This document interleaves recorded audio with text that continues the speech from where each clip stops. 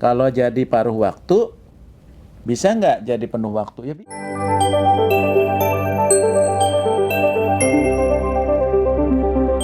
jadi sebetulnya yang pertama itu apa yang melandasi ini? Ini adalah komitmen pemerintah dengan DPR. Ya, jadi upaya kita melaksanakan mandat dari Undang-Undang 20 2023 yang mengatakan bahwa penataan ini perlu dilakukan. Bahkan penataan itu harusnya Desember 2024. Tapi sepertinya kita nggak akan melakukan penataan ini sampai Desember karena jumlahnya juga cukup banyak, cukup variatif dan sebagainya. Dan secara teknis BKN tadi Pak Waka sampaikan juga harus mempersiapkan sistem ya dan sebagainya gitu ya, pendataan dan sebagainya. Nah, oleh sebab itu ini kami sebetulnya sudah betul-betul dari Kemenpan, dari aspek kebijakan ini sudah membuka peluang yang luar biasa. Ya, membuka peluang yang luar biasa. Bahkan secara kebijakan ini 100% untuk pegawai non ASN. Nah, makanya kemarin beberapa kebijakan itu ubah pertama, selain tahap 1 juga ada tahap kedua. Dari tahap kedua kita sudah 2 kali melakukan perpanjangan. Terakhir itu sampai 20 Januari 2024. Kenapa perpanjangan ini perlu kita lakukan? Karena masih ada teman-teman pegawai non ASN, khususnya pada pemerintah daerah, yang belum bisa masuk ke dalam SSCASN-nya BKN. Itu walaupun kendalanya juga banyak dari teman-teman sendiri ya, dari pemerintah daerahnya, dari pegawai non ASN-nya. Kemudian juga dari kebijakan itu berkembang terus, ada teman-teman yang merasa TMS dia tidak bisa mendaftar. Ada yang sudah mendaftar menjadi PNS, CPNS dia juga tidak bisa mendaftar. Nah, saat ini kemarin begitu kita buka sampai 20 Januari semuanya boleh mendaftar kembali. Ya, jadi tadi yang TMS dia boleh mendaftar gitu ya. Bagi mereka yang tahap 1 tidak lulus, berarti dia akan menjadi P3K paruh waktu. Bagi mereka CPNS yang sudah ikut tes, yang gagal di SKD atau di SKB, maka dia pun akan menjadi paruh waktu. Bagi teman-teman yang TMS, tetap dia bisa mendaftar di periode kedua. Jadi artinya peluang yang disiapkan oleh pemerintah dari 1,7 juta sampaikan Pak Waka tadi itu memberikan ruang yang sebesar-besarnya termasuk mekanismenya. Ya, jadi ini komitmen Bu Menteri ini luar biasa. Sepanjang dia ada dalam database BKN, maka dia akan dapat prioritas. Pertama menjadi P3K, kedua menjadi P3K paruh waktu. Ya, menjadi P3K paruh waktu. Menjadi P3K paruh waktu itu hanya masa transisi saja. Karena suatu saat dia akan menjadi P3K. Gitu. Makanya Pak Waka ada pertanyaan kan, kalau jadi paruh waktu, bisa nggak jadi penuh waktu? Ya bisa. Oh, bisa. Kalau kinerjanya bagus, dia tetap akan dapat nomor induk P3K. Jadi walaupun paruh waktu tetap dapat nomor induk P3K. Kemudian kalau dia memenuhi syarat, kinerjanya bagus, anggarannya ada, dia diangkat jadi P3K. Jadi isunya kemarin kan, ini kita nggak bisa jadi P3K nih. Nah, kemarin ada usulan kan, P3K udah jadi P3K, bisa balik nggak jadi paruh waktu? Nggak bisa. Nggak bisa. Ya, masa ntar paruh waktu jadi 1/4 waktu, kan repot juga gitu ya. Nah, makanya yang P3K ini juga kinerja, disiplin gitu kan harus tetap dijaga juga. Jadi peluang untuk teman-teman mengikuti seleksi di tahap 2 ini luar biasa. Bahkan kalau menurut saya logika kita terbalik nih. Jadi kita dulu formasi yang ada kita potong. Sekarang orang yang belum ngusulin formasi kita undang untuk ngusulin formasi. Kan gitu ya Pak ya? Yang formasinya belum terpenuhi itu kita undang untuk bisa terpenuhi. Jadi teman-teman ini, saudara-saudara kita pegawai non ASN yang ikut seleksi, mendaftar dan ikut seleksi, tidak perlu khawatir. Kesempatannya luas. Kemarin-kemarin yang tidak mendaftar, sekarang sudah bisa mendaftar kembali sepanjang dia ada dalam database BKN. Karena itulah yang menjadi prioritas. Nah, sekarang ini kami sayangkan juga misalnya kalau teman-teman tidak memanfaatkan kebijakan ini. Sehingga ini kita kembalikan juga ke Pemdanya, ke pegawai non ASN-nya, karena barangkali juga ada yang sudah tidak berminat. Kemudian ada juga yang sudah diterima menjadi ASN, ada juga yang sudah tidak bekerja lagi 2 tahun gitu ya. Ada juga yang sudah batas usia pensiunnya ya Pak ya, sudah tidak terpenuhi gitu. Kemudian juga ada yang sudah meninggal dunia. Ya, jadi yang tidak memungkinkan lagi untuk itu. Jadi kalau peluang kita penyesuaian-penyesuaian terhadap upaya untuk percepatan itu sudah kita lakukan. Jadi semuanya sudah boleh. Jadi tidak ada lagi mungkin sekarang rame di medsos kami nggak bisa melamar lagi, kami sudah ikut CPNS ini gimana nggak bisa masuk. Oleh BKN sudah dibuka. Difasilitasi ya Pak. Dibuka dan sudah difasilitasi. Difasilitasi. Berarti sebenarnya nggak usah khawatir lagi ya Pak. Nggak usah khawatir lagi. Ini peluangnya sudah cukup luas. Ya, dan kalau menurut saya ini adalah mungkin kesempatan terakhir kita untuk beresin ini, makanya kita buka seluas-luasnya. Tapi bukan berarti mereka nanti tidak bisa masuk, ya bisa saja, tapi ada seleksi yang harus diikuti. Normal lah, akan kompetisi nanti. Kalau saat ini memang peluangnya jauh lebih besar. Regulasi yang selama ini dibuat oleh pemerintah itu jauh lebih mengakomodir, lebih ringan jika dibandingkan untuk pelamar umum. Ya, tanpa mengurangi kualitas tentunya ya.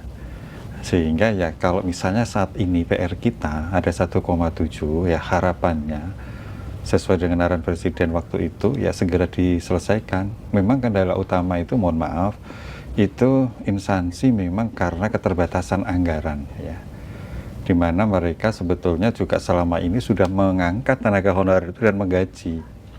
Maka tadi polanya yang disampaikan oleh Pak Deputi, ya kalau anggarannya cukup untuk berapa orang, ya mereka itulah yang penuh waktu. Kemudian yang nggak, sementara belum ada menggunakan paruh waktu. Toh nanti kalau anggaran itu sudah ada, ya formasinya mengikutin aja, ya mengikutin aja. Sampaikan aja ke Pak Deputi, tetapkan formasi, angkat menjadi penuh waktu. Yang penting semuanya bisa selesai terakomodir dengan baik, itu Mbak. Terima kasih Pak. Untuk pertanyaan selanjutnya mungkin masih Pak Yomo ya Pak. Setelah mendengar upaya dan berbagai penyesuaian nih yang telah dilakukan oleh pemerintah terkait penataan pegawai non-ASN, salah satunya itu tadi seleksi P3K ya Pak ya. Statistik pelamar seleksi P3K di sampai saat ini tuh bagaimana Pak? Jadi saya sampaikan di awal dari 1,7 itu sebenarnya kan kita berikan kesempatan mereka melamar semua. Faktanya kemarin karena ada mungkin pemahaman yang berbeda-beda ya, itu yang melamar dari 1,7 itu hanya 1,4 kalau di data kita. Jadi masih ada sekitar 300 Pak Deputi. Maka arahan Bu Menteri kita bukalah seleksi tahap kedua. Oh yang tadi itu tahap 1 Pak? Tahap 1. Ya, tadi tahap 1. Seleksi tahap kedua. Seleksi tahap 1 kan sudah selesai ya. Sementara tahap 2 kan baru pendaftaran baru terakhir kemarin sudah selesai, ya kan. Nah, ternyata sampai dengan yang tahap kedua ini juga belum semuanya Pak Deputi bisa terakomodir, ya macam-macam. Kalau formasi sudah kita jamin, bahkan Bu Menteri sudah mengeluarkan kebijakan yang 3K Begecor itu sudah bisa mengakomodir semuanya. Tapi ternyata memang yang tidak bisa ikut itu bukan karena kesalahan instansi semua. Ya pertama mereka sudah diangkat jadi ikut CPNS yang kemarin. Kemudian ya usianya akhirnya juga sudah nggak mencapai lagi, lewat dan sebagainya. Tapi upaya kita untuk melakukan itu segera dipercepat gitu ya. Maka dibukalah tahap kedua. Ya tahap kedua ini data sampai dengan hari ini karena kemarin sudah di-close ya, diperpanjang 3 kali. Itu ada tersisa kurang lebih 100 ribuan ya dari 1,7 itu. Nanti tentu akan kita kita coba petakan.